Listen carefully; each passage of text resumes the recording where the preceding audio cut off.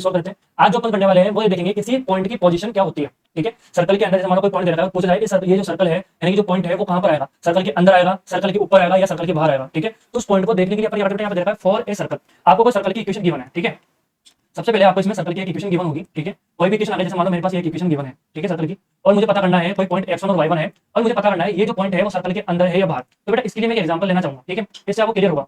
जैसे मेरे पास एक इक्वेशन है ना, ये है x square plus y square minus का 4x प्लस का 5y, ठीक है, प्लस का 3 इक्वल टू में 0। ठीक है, एक पॉइंट दे रखा है, ये पॉइंट बेटा 5,3 है। अब मुझे पता करना है ये सर्कल के अंदर होगा या बाहर होगा। तो अपन क्या करेंगे बेटा, पहले जो इक्वेशन है इसको इस इक्वेशन को लिखेंगे s। क्या लिखेंगे बेटा, इसको s लिखेंगे। s इक्वल टू लिखेंगे x का स्क्वायर प्लस y का स्क्वायर माइनस का 4x प्लस का 5y इक्वल टू में 3। बेटा ये अपन लिखेंगे। ठीक है, अब इसको ये s हो गया। अब मेरे पास जो पॉइंट था बेटा वो कितना था, 5,3 था। मैं इसमें पुट कर दूंगा।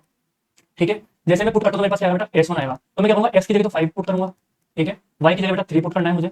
4 मल्टीप्लाई में क्या हो गया बेटा, 5 हो गया, प्लस 5 मल्टीप्लाई बेटा मेरे पास कितना हो गया, 3, और प्लस में कितना आ गया, 3। एक मिनट। ठीक है, ये मेरे पास वैल्यूज आ गई। अब मैं क्या करूंगा बेटा, इसको पूरा कंप्लीट सॉल्व करने पे मेरे पास यहाँ पर है 25, यहाँ गया बेटा 9, यहाँ पर 20 प्लस का 15 प्लस का 3, ये मेरे पास वैल्यूज आ गई। ठीक है, अब मैं इनको सॉल्व करता हूँ बेटा, इन दोनों को मैंने ऐड करना, कितना हो गया 40 और 12 कितना हो गया बेटा 52 हो गया। ठीक है, माइनस का कितना हो गया बेटा 20, यहाँ से अपन देखते बेटा कितना गया 32। तो आप देख पाएंगे ये जो वैल्यू आ रही है बेटा 0 से बड़ी आ रही है। तो जब भी ये 0 से बड़ी आती है इसका मतलब ये जो सर्कल होगा, ठीक है, इसमें आपने लिखा s1 की वैल्यू क्या बेटा ग्रेटर देन 0 होगी। तो ये जो पॉइंट होगा, पॉइंट